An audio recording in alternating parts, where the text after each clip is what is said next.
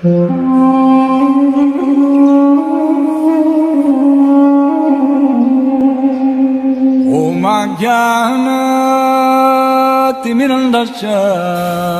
I am stressing. हरे कृष्णा, श्री प्रभुपाद की जय। आज द्वादशी है, कल एकादशी थी। कल वो एकादशी थी जिसे मोक्षता एकादशी कहते हैं, वैकुंठा एकादशी कहते हैं, और उसी की आज द्वादशी है। कल के दिन भगवान श्री कृष्ण ने अर्जुन को कुरुक्षेत्र के युद्ध में भगवद गीता का ज्ञान दिया था। तो आज उससे अगला दिन है द्वादशी। द्वादशी भी बहुत ही पुण्य फलदायक मानी जाती है। ये दोनों दिन, एकादशी और द्वादशी, हमें भगवान को समर्पित करने चाहिए। शायद आपको मालूम होगा कि करोड़ों करोड़ों जन्मों के बाद कोई एक विरला व्यक्ति होता है जो भगवान कृष्ण की भक्ति करना चाहता है। जैसे हम लोगों ने देखा कि आप लोग पीछे बैठे थे, आप लोग बोल ही नहीं रहे थे। आपको ऐसा लग रहा था कि ये कोई प्रोफेशनल्स है। कोई प्रोफेशनल नहीं है, हम भी आपकी तरह ही हैं। कोई पैसे लेके करने वाला नहीं है। यहाँ पे भगवान की प्रसन्नता के लिए हम लोग अपना जीवन भगवान के लिए लगा रहे हैं। मैं भी गवर्नमेंट सर्विस में लेक्चरर था। मैंने भगवान की सेवा के लिए प्री मैच्योर रिटायरमेंट ली है। तो अगर आप लोग ऐसे ही बैठे पीछे सुनाई बोले ही नहीं, तो यहाँ आके भी आप नहीं आए। क्योंकि बहुत कहते हैं सौभाग्य से कि पिछले करोड़ों जन्मों में पता नहीं आपने कोई पुण्य कर्म किए थे, तब जाके आपकी जीवा से राम नाम निकलता है। तब जाके कई बार चाहते हुए भी हमारी जीवा पे राम नाम, कृष्ण नाम आता ही नहीं है। तो अगर आप आज यहाँ पे बैठे हैं तो करोड़ों करोड़ों जन्मों के आपने कुछ पुण्य कर्म अर्जित किए थे, तभी आपको ये कृष्ण कथा सुनने का अवसर जो है वो प्राप्त हो रहा है। और वो भी उस दिन जिस दिन भगवान कृष्ण ने, और जिस महीने में भगवान कृष्ण ने भगवद गीता सुनाई थी। और भगवद गीता कुछ आम ग्रंथ नहीं है। भगवद गीता स्वयं भगवान कृष्ण ने कही, भगवान कृष्ण ने बोली। तभी तो शंकराचार्य जो शिव जी के अवतार हुए हैं, वो कह रहे हैं गीता सुगीता कर्तव्य किमन्य शास्त्र विस्तर है। यह स्वयं पदम नावस्य मुख पदमान विनिश्रिता। कि गीता को सुगीता करना, गीता का अध्ययन करना, गीता को अपने जीवन में धारण करना हर एक जीव का कर्तव्य है। कि this is not the holy book. Gita कोई केवल धार्मिक ग्रंथ नहीं है धार्मिक ग्रंथ है, बट गीता एक नियम की किताब भी है। ये सभी के लिए, हर एक कम्युनिटी के लिए, हर एक नागरिक के लिए, क्योंकि इसमें भगवान श्री कृष्ण वो ज्ञान दे रहे हैं कि जो ज्ञान हमें सिखाता है कि जीवन कैसे चलाना है। ये जो मनुष्य जन्म हमें मिला है, ये एक यंत्र की तरह है। जैसे हम लोग एक इलेक्ट्रिकल गैजेट लेके आते हैं तो उसको प्लग में लगा देते हैं, 2 मिनट बाद देखते हैं कि उसके पीछे धुआं निकल रहा है। तो हम बड़े हैरान होते कि नया हम इंस्ट्रूमेंट गैजेट लेके आए, लेकिन ये तो सड़ गया। What's the cause? तो हमने देखा कि इसके साथ एक मैनुअल बुक दी गई थी, हमने उसको कंसल्ट नहीं किया, हमारी गलती थी। हर एक गैजेट को लेके आते हैं, उसके साथ एक छोटी सी मैनुअल बुक मिलती है जिसके ऊपर लिखा होता है कि हाउ दिस गैजेट वर्क्स, कि ये यंत्र कैसे काम करता है। तो हमने जब पढ़ा, उस पर लिखा था कि this gadget works upon the 2.5 volt battery, but we have applied it on 210 volt battery. हमने वहां पे लगा दिया 210 वोल्ट पे, वो गैजेट सड़ गया। तो भगवद गीता ये मैनुअल है। भगवद गीता वो मैनुअल है हमारे शरीर रूपी यंत्र को चलाने के लिए। अब हम लोग 50-50, 60-60 साल के हो गए, बच्चे भी हमारे हो गए, लेकिन आज तक हमने गीता ही नहीं पढ़ी। और गीता जब हम कोर्ट में जाते हैं, कसम खाते हैं कि जो कुछ कहूँगा, सच के सिवा कुछ नहीं कहूँगा। गीता, और इतनी ये हमारी गीता जो है इम्पोर्टेंट किताब है, इसके बावजूद भी आज मोस्टली हम जहाँ भी हमने पिछले मैं 14 साल से मैं ऐसे हम लोग गीता पे लेक्चर्स करते आ रहे हैं, लेकिन जहाँ भी हमने पूछा हाथ खड़े करके बताओ गीता पढ़ी, एक आधा हाथ उठता है। सनातन धर्मी हम लोग, सबसे पहले हम सनातन धर्म से संबंध रखते हैं। सनातन धर्म जो सबसे शाश्वत और पुराना धर्म है, जो जिसका ना आदि है ना अंत है, अनादि काल से चलता आ रहा है। तो गीता जब तक हम नहीं पढ़ेंगे तो हमें ये पता नहीं चलेगा कि हमने ये अपना यंत्र, जो शरीर रूपी यंत्र मिला है, इसको चलाना कैसे है। तो मेरी आपसे एक रिक्वेस्ट है कि चलो 10-15 मिनट ही हम ये लेक्चर करने जा रहे हैं, तो इसको थोड़ा सा ध्यान से सुनना, तो आपके जीवन में परिवर्तन आ जाएगा कि एक्चुअल में गीता है क्या। और श्रीमद् भगवद गीता को गीता उपनिषद कहते हैं। ये भगवद गीता जो है वैदिक ज्ञान का सार है। इसमें जितने भी आज तक जितने भी ग्रंथ हुए, जितने भी शास्त्र हुए, जितने भी वेद हुए, उन सब का निचोड़ भगवान कृष्ण ने गीता में दे दिया। सारे शास्त्रों का सार भगवान कृष्ण ने गीता में दे दिया। Life is very short. Treta युग में, द्वापर युग में, सतयुग में हमारी आयु बहुत ज्यादा होती थी, तो उस वक्त भगवान को प्राप्त करने के साधन भी अलग थे, डिफरेंट थे। लेकिन कलयुग में लाइफ इज वेरी शॉर्ट। हम वेद नहीं पढ़ सकते, वेदों के लाखों उसमें श्लोक है, टाइम ही नहीं है इतना, उम्र इतनी कम है। 100 साल की उम्र मिली है हमें, उसमें से भी एवरेज एज 60-65 साल। तो गीता में भगवान ने क्या किया, सारे शास्त्रों का सार दे दिया, और जो कुछ सारे शास्त्रों में नहीं था वो भी भगवान ने गीता में दे दिया। इसलिए जो गीता है, जितने भी वैदिक साहित्य हुए हैं, उन सब में से महत्वपूर्ण माना जाता है गीता। और भगवद गीता का मर्म समझते हो, उसका जो मेन सार जो है, उसका जो सारा निचोड़ है, उसका जो एग्जैक्ट मीनिंग है, गीता का जो मर्म है, वो भगवद गीता में ही दिया हुआ है। जिस प्रकार यदि हमें किसी औषधि को लेना हो, तो उस औषधि के साथ जो चिकित्सक होता है, डॉक्टर जो होता है, वो उसके साथ कुछ निर्देश देता है। तो हम वो मेडिसिन, वो औषधि अगर उन निर्देशों के अनुसार लेते हैं, तब तो वो औषधि हमारे पे अपना पूरा इफेक्ट डालती है। अदरवाइज अगर हम किसी दूसरे की सलाह से खाएंगे, मित्र की सलाह से, तो क्या होगा, वो औषधि हमें प्रभाव नहीं देगी। तो ठीक उसी प्रकार कि भगवद गीता भी हमें उसी प्रकार स्वीकार करनी है जिस प्रकार भगवद गीता के वक्ता ने कही है। और भगवद गीता के वक्ता कौन है, भगवान श्री कृष्ण। ये जो गीता है, ये भगवान कृष्ण ने कही थी। और कब कही थी, जब Arjun was confused, he was confounded, वो बहुत ही भ्रमित था युद्ध के क्षेत्र में, और उस वक्त उसे कुछ भी सूझ नहीं रहा था।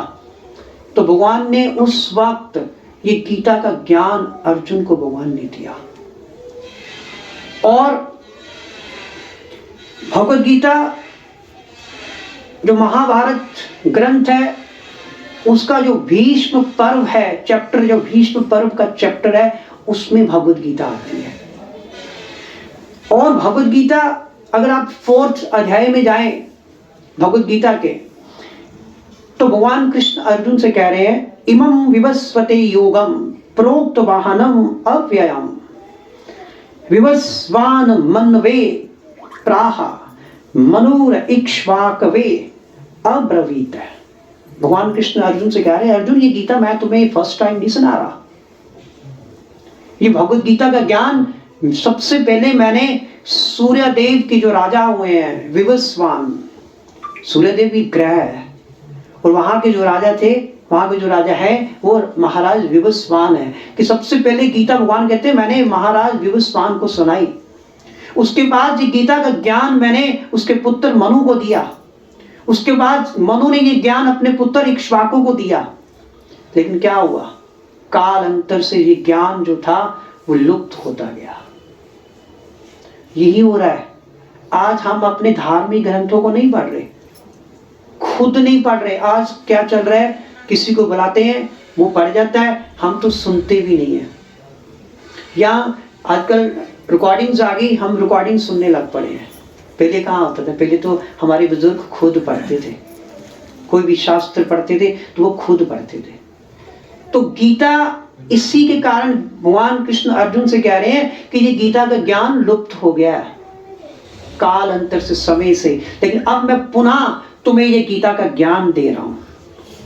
भगवान कृष्ण कह रहे हैं, वे अर्जुन से कहते हैं कि अर्जुन तुम्हें ये मैं परम रहस्य इसलिए प्रदान कर रहा हूं, कोई ये ज्ञान प्राप्त करने के लिए भी योग्यता चाहिए।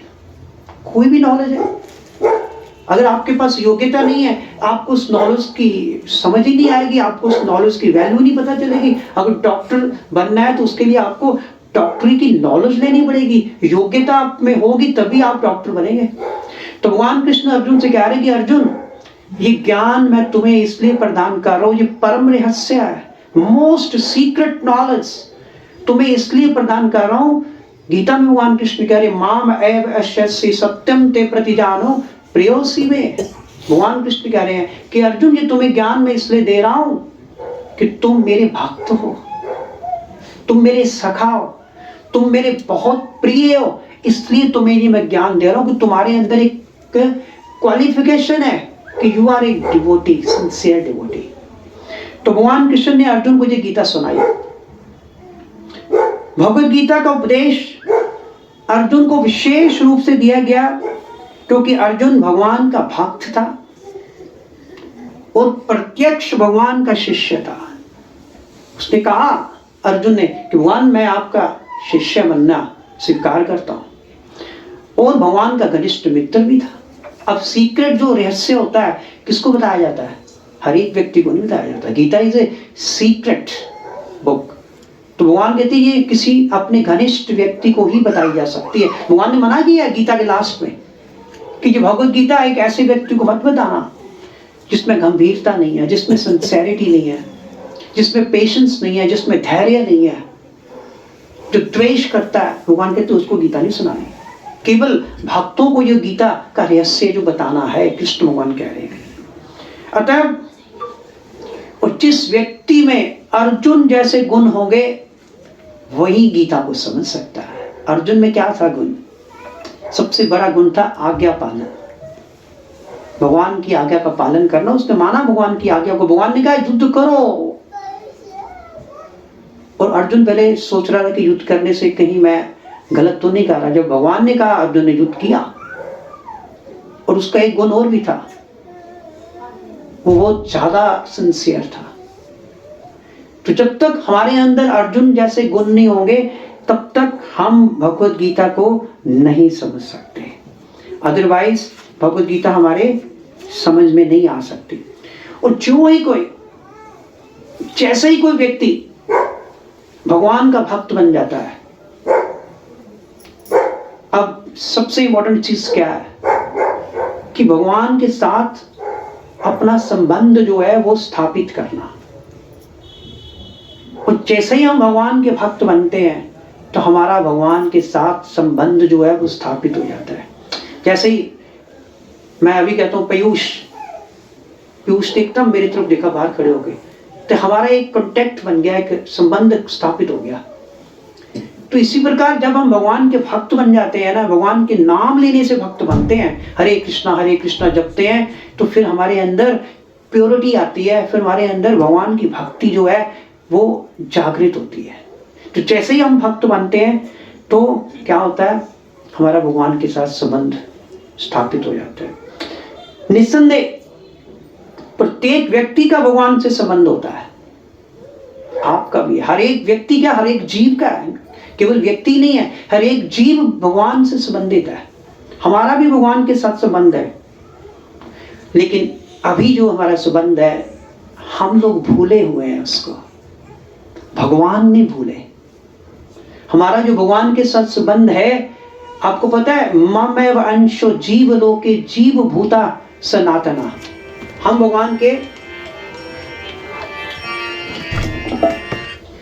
लोग भगवान के शाश्वत अंश है। ममेव अंशो जीव लोके जीव भूता सनातना। भगवान कृष्ण गीता में कह रहे हैं कि ईच एंड एवरी एंटिटी, हर एक जीव मेरा अंश है, चाहे वो ह्यूमन बीइंग है, चाहे वो एनिमल है। भगवान कह रहे सब मेरे अंश है। हमारा सबके भगवान के साथ संबंध है, लेकिन हम भूले बैठे हैं। अब उस संबंध को पुनः जागृत करना है। उस संबंध को पुनः कैसे जागृत कर सकते हैं? मैं एक छोटी सी एग्जांपल देता हूं। हमारे हृदय में भगवान कृष्ण का प्रेम है, हमारे हृदय में भगवान कृष्ण का प्रेम है। हर एक के, यहां जितने भी लोग बैठे हैं सबके हृदय में भगवान का प्रेम है, लेकिन अभी वो प्रेम जो है सुप्त अवस्था में पड़ा है, सोया हुआ है। वो अभी तभी हम कीर्तन गा रहे थे, हमारे पीछे बैठे लोग बोल नहीं रहे थे। क्यों नहीं थे बोल रहे थे? क्योंकि प्रेम नहीं था। प्रेम अभी सुप्त अवस्था में पड़ा है। अभी छोटा सा बच्चा आया तो प्रभु जी उसको बुला रहे थे, आ जाओ बेटे, आ जाओ आ जाओ, क्योंकि प्रेम है ना उससे। प्रेम, जिससे प्रेम होता है उसके प्रति तो हम पूरी तरह जागृत हो जाते हैं। तो हमारे हृदय में कृष्ण प्रेम है, अब उसको जागृत करना है। कैसे कर सकते? मैं एक छोटी सी एग्जांपल पूछता हूं आपसे। माचिस की तीली आपने देखी है ना? माचिस की तीली में आग होती है? बेटे बताओ, माचिस की तीली में आग होती है? बताइए, आप लोग रोज जलाते हैं, माताएं तो रोज किचन में माचिस की तीली जलाती हैं। माचिस की तीली में आग होती है, माचिस की तीली में आग होती है, लेकिन वो आग सुप्त अवस्था में पड़ी होती है, जिसे इंग्लिश में कहते हैं, साइंस की टर्म है डोरमेंट स्टेज। लेकिन उसको जागृत अवस्था में लेके आना है, उसको प्रज्वलित करना है। आग उसमें है, लेकिन उसको रिवाइव कैसे करना है उस आग को? तो उसके लिए हम क्या करते हैं पता है? उस माचिस की तीली को क्या करते हैं? We strike on some particular surface. हम उस माचिस की तीली को किसी विशेष सतह पे स्ट्राइक करते हैं जिसके ऊपर कोई केमिकल लगा होता है। जैसे ही माचिस की तीली उससे स्ट्राइक करती है, उसमें से आग निकल आती है। आग तो थी उसमें, बस स्ट्राइक करने की देर थी। ठीक उसी प्रकार हमारे भी हृदय में भगवान श्री कृष्ण के प्रति प्रेम पड़ा हुआ है। ऐसा नहीं है कि नहीं है, लेकिन वो सोया पड़ा है। हम भूल चुके हैं इस संसार के ये जो है ना झटके, संसार के जो है चीजें, उन्होंने हमें भगवान के प्रेम को भुला दिया है। तो हमें भी उस प्रेम को जागृत करना है। उसके लिए क्या करना है? उसके लिए हरि कथा सुननी है, उसके लिए हरि नाम जप करना है। जैसे ही हम भगवान के नाम का जप करते हैं ना, हरे कृष्ण महामंत्र का जप करते हैं, वो जो कृष्ण प्रेम हमारे हृदय में सुप्त अवस्था में पड़ा होता है, जैसे ही हरि नाम जप वो वहां पे जाके स्ट्राइक करता है, टकराता है, तो कृष्ण प्रेम हमारे हृदय में जागृत हो जाता है। तो इस प्रकार हम भगवान के साथ अपना जो पूरा संबंध है, जो टूटा हुआ है, जिसको हम भूल चुके हैं, वो पुनः हम स्थापित कर सकते हैं, रिवाइव कर सकते हैं। This is the way. और भक्ति योग की प्रक्रिया द्वारा ही ये जो संबंध है वो स्थापित किया जा सकता है। तब प्रश्न उठता है, भाई भगवत गीता है क्या? सभी शास्त्र कह रहे हैं, इवन शिव जी भी कह रहे हैं। शिव जी भी भगवत गीता की इंपॉर्टेंस बता रहे पार्वती से। तो फिर भगवत गीता है क्या? भगवत गीता भगवान ने कही क्यों? इसके पीछे प्रयोजन क्या है भगवत गीता का? जब तक हमें किसी चीज की इंपॉर्टेंस नहीं पता होगी, तब तक हम उस चीज को अपने जीवन में धारण ही नहीं करते। तो भगवान कृष्ण कह रहे हैं भगवत गीता का प्रयोजन है जीवात्मा को, मनुष्य को भौतिक संसार के अज्ञान से उबारना। हम लोग इस भौतिक संसार में फंसे हुए हैं। हमें ये संसार अच्छा लगता है।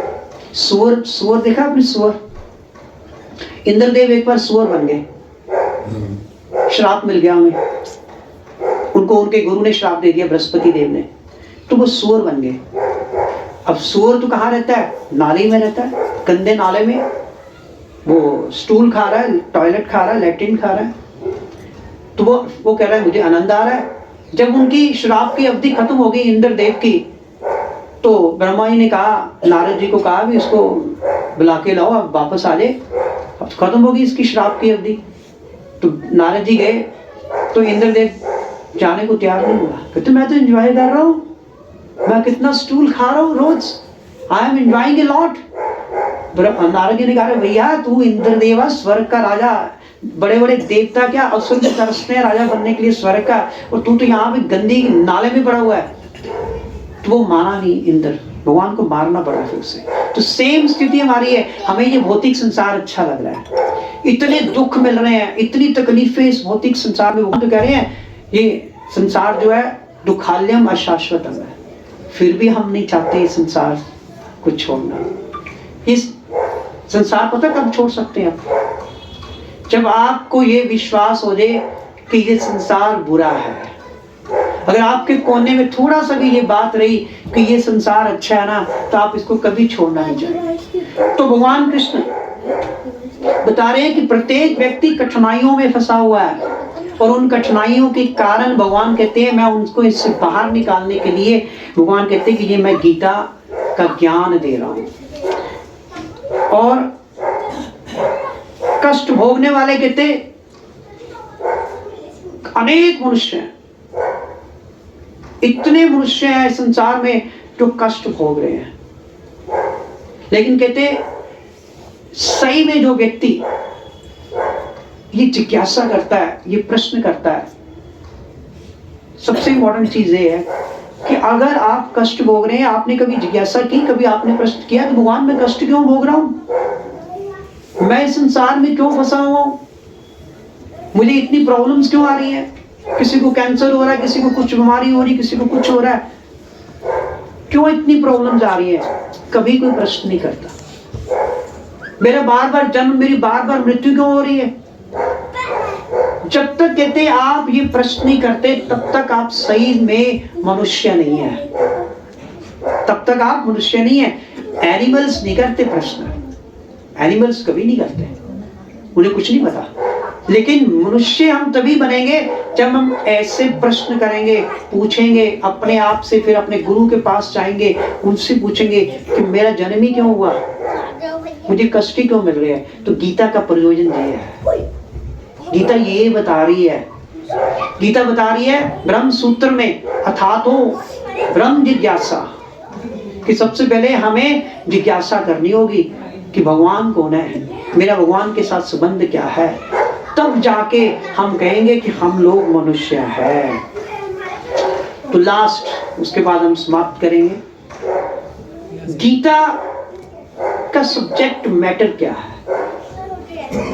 हम कोई भी किताब पढ़ते हैं ना, मैं साइंस ग्रेजुएट हूँ, MSc मैथ्स, तो उसका एक सब्जेक्ट मैटर होता है।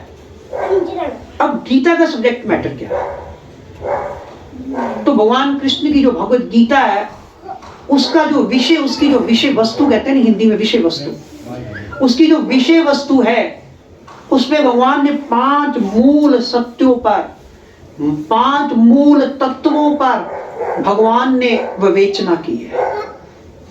5 तत्व, अगर इन 5 मूल तत्वों का हमें ज्ञान हो जाए तो हम जीवन के सारे कष्टों से अपने आप को छुड़वा सकते हैं। सबसे पहले भगवान ने ईश्वर के विज्ञान की विवेचना की। ईश्वर का विज्ञान, ईश्वर कौन है, ईश्वर किसे कहते हैं? वैसे लिटरली ईश्वर का मीनिंग क्या है? ईश्वर का मतलब होता है नियंता, जो कंट्रोल करता है, controller. Krishna is the chief controller. और दूसरे जो उन्होंने तत्व की उन्होंने विवेचना की, वो है जीव का स्वरूप। हम सब कौन है? हम सब लोग जीव है, जिसे इंग्लिश में कहते हैं इंटिटीज। हम लोग आत्माएं हैं, हम लोग जीव हैं। तो भगवान गीता में बता रहे हैं एक जीव का स्वरूप क्या है। तो भगवान जो है नियंता है, कंट्रोलर, और हम लोग कौन है? हम लोग कंट्रोल्ड, हम लोग नियंत्रित है। हम लोग कौन है? नियंत्रित है। अगर कोई व्यक्ति सोचता है ना कि मैं तो नियंत्रित नहीं हूं, मैं तो स्वतंत्र हूं, तो as per the Bhagavad Gita teachings तो वो व्यक्ति पागल है। इस संसार में कोई भी व्यक्ति ऐसा नहीं है जो स्वतंत्र है। Everybody is controlled by God. तो इसके बाद जो और 3 तत्व है उसमें है प्रकृति। प्रकृति क्या है? यहां पर बात हो रही है भौतिक प्रकृति की। और जो भौतिक प्रकृति है, चाहे वो स्पिरिचुअल प्रकृति है, सब भगवान के ही नियंत्रण में है। भौतिक प्रकृति भी स्वतंत्र नहीं है। भौतिक प्रकृति भी भगवान के नियंत्रण में है। भौतिक प्रकृति को कहते हैं स्त्री। प्रकृति भी स्त्रीलिंग है। जिस प्रकार एक पत्नी अपने पति के द्वारा कंट्रोल्ड होती है, उसी प्रकार भौतिक प्रकृति भी, चाहे वो भौतिक प्रकृति है चाहे कोई भी है, तो वो भगवान के द्वारा नियंत्रित है। और भौतिक प्रकृति में 3 गुण होते हैं। भौतिक प्रकृति में 3 गुण होते हैं। कौन कौन से पता है किसी को? हमारे डिवोटीज को नहीं, क्योंकि यही तो है, हम लोग सनातन धर्म से संबंध रखते हैं और अपना ही ज्ञान नहीं हमें पता कि हम भौतिक प्रकृति के गुणों से हम लोग प्रभावित हैं। आप जो कुछ भी कर रहे हैं ना, अभी आप बच्चे को भी प्यार कर रहे हैं, ये भी भौतिक गुण, भौतिक प्रकृति का जो दूसरा गुण है उसी के प्रभाव में आकर हम कर रहे हैं। अगर हम कोई भी काम कर रहे हैं उसमें भौतिक प्रकृति के 3 गुण जो है वो हमें अपना प्रभाव डालते, तब करते हैं। 3 गुण है, सतोगुण, रजोगुण और तमोगुण। 3 गुण है भौतिक प्रकृति के, सतोगुण, रजोगुण और तमोगुण। और तीसरा, चौथा जो है वो है काल। काल मीन काल अवधि, समय। और काल अवधि जो है वो भौतिक प्रकृति के 3 गुणों से भी ऊपर है और ये नित्य है। काल नित्य है। काल जो समय कहां से चलता आ रहा है? सनातन धर्म से चलता आ रहा है। काल सनातन है। और उसके बाद आ गया कर्म। जो 5वां तत्व जो है भगवान के भगवद गीता के सब्जेक्ट मैटर में, विषय वस्तु में 5वां कर्म है। कर्म क्या होते हैं? हम कहते हैं ना कि हमें कर्मों के फल मिलते हैं ना, पिछले जन्मों के कर्म या इस जन्म के कर्म जो भी करते हैं। अब कर्म क्या है? कर्म को कहते हैं कार्यकलाप, एक्टिविटीज, जो एक्टिविटी हम कर रहे हैं। और गीता बता रही है कि जो काल और प्रकृति के गुणों के संयोग से समय बहुत बलवान होता है। समय कुछ भी करवा देता है। और जिस समय हम प्रकृति के जिस गुण के प्रभाव में होते हैं उस समय हम वैसा ही काम करते हैं। एक व्यक्ति इतना भक्त था, इतना डिवोटी था, वो कभी कुछ सोच नहीं सकता था कि वो कभी किसी का कत्ल कर सकता है। लेकिन समय इतना बली होता है, इतना बलशाली होता है, इतना बलवान होता है कि उस व्यक्ति के हाथ से कत्ल हो गया। सच्ची घटना है, रियलिटी है कि जब वो उसका एक कर्म बन गया। मतलब प्रकृति के 3 गुण, उस वक्त उसके ऊपर किसका प्रभाव था? तमोगुण का। जैसे ही समय और तमोगुण का उसके ऊपर प्रभाव हुआ, उस व्यक्ति के हाथ से कत्ल हो गया। तो गीता के अनुसार काल और प्रकृति के गुणों के संयोग से जो कार्यकलाप हम करते हैं उसको कर्म कहते हैं। That is called Karma. और कर्म की छुरी से कोई भी अपने आप को बचा नहीं सकता। अगर आप कर्म की छुरी से बचना चाहते हो, कर्मों के कारण ही हमारे जीवन में दुख आ रहे हैं, कर्मों के कारण ही हमारे जीवन में सुख आते हैं। भगवान तो कहते हैं सुख भी अच्छे नहीं है। सुख भी हमें कर्मों के बंधन से बांध रहे हैं। बंधन तो बंधन ही है, चाहे वो सोने की चेन है, चाहे वो लोहे की चेन है, बंधन तो बंधन है। चाहे वो सोने का पिंजरा है, सोने का प्रिजन है, चाहे वो लोहे का प्रिजन है, जेल तो जेल है। भगवान कहते हैं इन सभी बंधनों से मुक्त होना है। तो इन सभी बंधनों से मुक्त होने का फार्मूला भगवान कृष्ण भगवद गीता में बता रहे हैं। भगवान ने फार्मूला दे दिया, जैसे आई वॉज मैथमेटिक्स लेक्चरर, तो हमारे तो मैथ्स में फार्मूला होता था a+b² a²+b²+2ab। इस प्रकार भगवान ने भी फार्मूला बता दिया कि अगर आप जन्म ऋतु से, इस संसार की कठिनाइयों से छूटना चाहते हैं, भगवान ने गीता में वो फार्मूला बता दिया। जानना चाहेंगे आप? तभी फायदा आपको यहाँ आने का।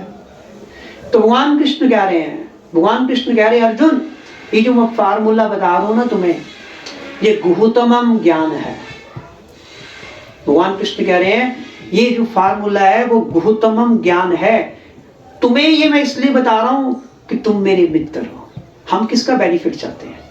जो हमारा मित्र होता है, जो हमारा प्रिय होता है। हमारे पास जो सबसे अच्छी चीज होती है ना, हम पता क्या सोचते हैं कि मैं अपने सबसे प्रिय व्यक्ति को दूं। एक बाप के पास जो उसके पास जो इनहेरिटेंस होती है ना, वो किसको देता है? अपने सबसे प्रिय को। वो कौन होता है? उसका बेटा।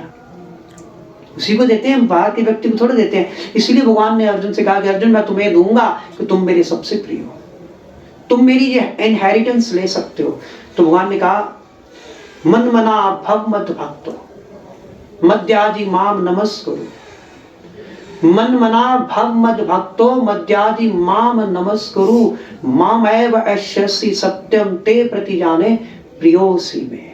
भगवान ने कहा अर्जुन, अगर तुम इन सब कठिनाइयों से छूटना चाहते हो, अगर इन सब दुखों से छुटकारा चाहते हो, अगर तुम चाहते हो कि तुम्हें बार बार जन्म, बार बार मृत्यु, पुनरपि जननम पुनरपि मरणम, तुम्हें बार बार जन्म, बार बार मरना ना पड़े, तो एक ही काम करो, मन मना, मेरे मन वाला बन जाओ।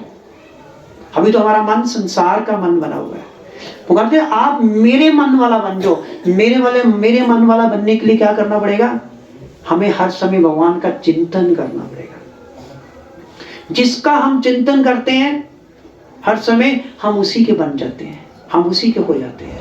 हम अपने बच्चों का चिंतन करते हैं तो हम अपने बच्चों के हुए हैं।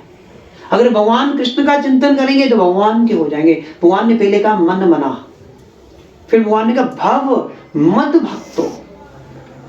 भगवान ने कहा कि मेरी भक्ति करो। अर्जुन, अगर तुम छूटना चाहते हो इस संसार से, तुम्हें मेरी भक्ति करनी होगी। भव मद भक्तो। फिर भगवान ने कहा मद्याजी। भगवान ने कहा कि मेरी पूजा करो। भगवान किसी और की नहीं कह रहे, भगवान कह रहे मेरी पूजा करो। माम नमस्कुरु। भगवान कहते मुझे भी नमस्कार करो। भगवान को अगर जमीन पे हम दंडवत, आज तो फैशन हो गया ऐसे ही मेज पे लोग माथा टेक देते हैं, तो हमारे तो शास्त्र कहते हैं कि भगवान को दंडवत प्रणाम करना भी 64 प्रकार की भक्तियों में से एक भक्ति है। प्रणाम करना ही भक्ति है, सिंपल, जमीन पे। हमारे ही फैशन शुरू हो गया, दूसरी कम्युनिटीज में नहीं ऐसा। वो तो जमीन पे आराम से दंडवत प्रणाम करेंगे, क्योंकि पता है ये भक्ति है। भगवान को दंडवत प्रणाम करना, नीचे झुक के माथा जमीन पे लगा के करना। भगवान कह रहे माम नमस्कुरु, जो मुझे इस प्रकार नमस्कार करता है, भगवान कृष्ण कह रहे माम एव अश्यसि। 4 चीजें बताई ना भगवान ने, मन मना भव मद भक्तो मद्याजी और माम नमस्कुरु। भगवान कहते हैं अगर कोई 4 ये चीजें करता है, माम एव अश्यसि, वो मेरे धाम को प्राप्त करेगा, मुझे प्राप्त करेगा। अर्जुन, अगर कोई ये 4 चीजें कर ले, मन मना भव मद भक्तो मद्याजी माम नमस्कुरु, गीता का 65वां श्लोक है 18वें अध्याय का। भगवान कहते हैं अगर ये 4 कोई चीजें कर लेगा, वो मुझे अवश्य प्राप्त करेगा। और अर्जुन से कह रहे सत्यम ते प्रति जाने। भगवान कह रहे अर्जुन, इसको सच मानना। मैं कह रहा हूं ये सत्य है कि अगर कोई ये व्यक्ति 4 चीजें करता है, उसे मेरा धाम, उसे मेरी प्राप्ति अवश्य होती है। और तुम्हें मैं ये इसलिए बता रहा हूं कि तुम मेरे प्रिय हो, प्रियोसी में। और साथ ही भगवान कहते हैं अर्जुन, और एक फार्मूला और है। तुम्हें मैंने एक फार्मूला बता दिया, अगर तू दूसरा फार्मूला अपने जीवन में अपना लेगा तो फिर तो पक्का निश्चित है कि तुम मेरा धाम तो प्राप्त कर ही लेगा। केवल धाम ही प्राप्त नहीं करना काफी, पुनः भी तुम्हें वापस नहीं लौटना। धाम प्राप्त करके तुम्हें मेरी सेवा में नियुक्त रहना है। तो भगवान दूसरा फार्मूला बता रहे हैं, सर्वधर्मान परित्यज्य। सर्वधर्मान परित्यज्य माम एकम शरणम व्रज। अहम तवाम सर्व पाप एभ्यो मोक्षयिष्यामि मा शुच। तो भगवान कृष्ण अर्जुन से कह रहे हैं कि अर्जुन सभी धर्मों को छोड़ दे। मैंने तुम्हें पहले कर्म योग पढ़ाया, गीता में कर्म योग का भी पाठ है। फिर भगवान कहते हैं मैंने तुम्हें ध्यान योग पढ़ाया, फिर तुम्हें मैंने अष्टांग योग भी बताया, फिर तुम्हें मैंने भक्ति योग बताया, तुम्हें मैंने बहुत कुछ बताया। भगवान कहते हैं leave all this, abandon all this concocted धर्मस, कि जो कुछ भी मैंने तुम्हें पहले बताया उन सबको भूल जाओ। भगवान कहते एक ही काम करना है, मामेकम शरणम व्रज, सिर्फ मेरी शरण ग्रहण कर लो, सिर्फ मेरी शरण। हम लोग जब हाथ, मैंने देखा कई लोगों ने हाथ नहीं खड़े किए, जैसे हमने कहा हरे कृष्णा कृष्णा कृष्णा हरे हरे, हरे राम राम राम हरे हरे। ये क्यों करते हैं हाथ खड़े? ये क्यों करते हैं? हम भगवान को समर्पण करते हैं कि भगवान करोड़ों जन्मों से मैं लगा रहा, मनुष्य नाम सहस्रेषु कश्चित् यत्तति सिद्धये। कहते करोड़ों लोगों में से कोई एक भगवान की शरण में जाने का प्रयास करता है। तो हम लोग कहते हैं भगवान इतने दयालु है, अगर हम एक्टिंग भी करेंगे ना भगवान की शरण में जाने की, भगवान तो उसको भी मान लेंगे। अजमिल ने नारायण कहा था, अपने बेटे का नाम लिया था नारायण मरते समय, तो भगवान ने उसे वैकुंठ धाम प्रदान कर दिया। तो इसीलिए हम दोनों हाथ खड़े करके कहते हैं कि भगवान मैं आपको समर्पण करता हूँ। कोई हमारी कनपट्टी पे बंदूक रख दे, जैसे हम दोनों हाथ खड़े कर देते वो हमें बख्श देता है। तो भगवान से भी हम कहते हैं भगवान मैं हार गया, बहुत हो गया, मैं करोड़ों जन्मों से लगा हुआ हूँ, अब मैं हार गया, अब आप मुझे अपने संरक्षण में ले लो। तो फिर भगवान ले लेते हैं। इसीलिए हरे कृष्णा वाले पागल नहीं है कि वो हाथ खड़े करते हैं, भगवान को समर्पण करते हैं कि भगवान मैं हार गया। तो ये दूसरा फार्मूला भगवान को प्राप्त करने का अर्जुन को भगवान कृष्ण बता रहे हैं, सर्वधर्मान प्रत्यज्य मामेकम शरणं व्रज, केवल मेरी शरण में आ जा। भगवान कहते फिर आगे पता क्या कर रहे हैं, अगर तू मेरी शरण में आ जाएगा, अहम तवाम सर्व पापेभ्यो, अहम तवाम सर्व पापेभ्यो, मैं तुम्हारे सारे पाप जो तुमने करोड़ों जन्मों में जितने भी पाप किए, भगवान कृष्ण कह रहे हैं मैं तुम्हें उससे मोक्ष दे दूंगा, माफ कर दूंगा। भगवान कहते हैं अगर तू इतना काम कर लेगा, हाथ खड़े करके मेरी शरण में आ जाएगा, भगवान कृष्ण कहते हैं कि मैं तुम्हें सारे पापों से मुक्त कर दूंगा। भगवान कहते तू विश्वास नहीं कर रहा ना, माँ शुच। भगवान कहते क्या शंका क्यों कर रहा है, तू डर क्यों रहा है?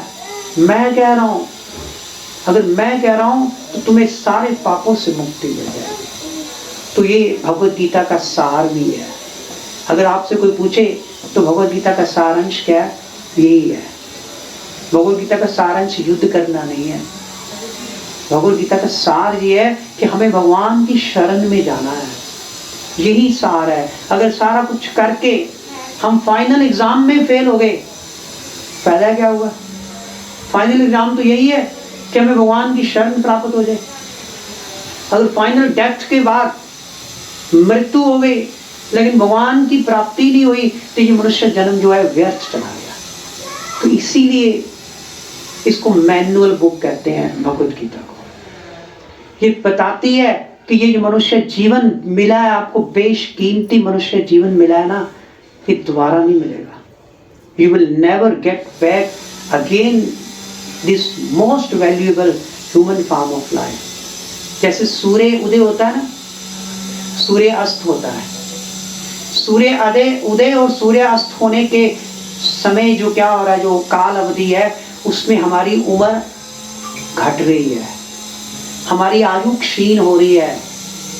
श्रीमद् भागवतम में सुखदेव गोस्वामी बता रहे हैं, श्रीमद् भागवतम में सुखदेव गोस्वामी बता रहे हैं, आयु हरति, हमारी आयु जो कम हो रही है, आयु हरति वै पुंसाम, कि हम इंसान की आयु सूर्य के उदय और अस्त होने से, उद्यन अस्तम या नोवसो, जैसे ही सूर्य उदय होता है और अस्त होता है तो हमारी आयु क्षीण हो रही है।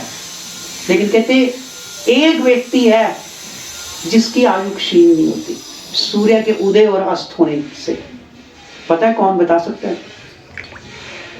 कहते वो व्यक्ति जो अपना ये समय सूर्य उदय और सूर्य अस्त के बीच का जो समय होता है, उस सारे समय में अपना वो समय का उपयोग भगवान की महिमाओं का, भगवान की कथाओं की चर्चा का, गुणगान करने में लगाता है। सुखदेव गोस्वामी महाराज कह रहे हैं उसका कभी भी, वो कह रहे हैं उत्तम श्लोक चर्चाया, उत्तम श्लोक वार्ताया, कि जो उत्तम श्लोक भगवान का एक नाम उत्तम श्लोक भी है ना, जो भगवान कृष्ण की वार्ता को सुनता है, कथा का गुणगान करता है, कहते उसकी आयुष्यता।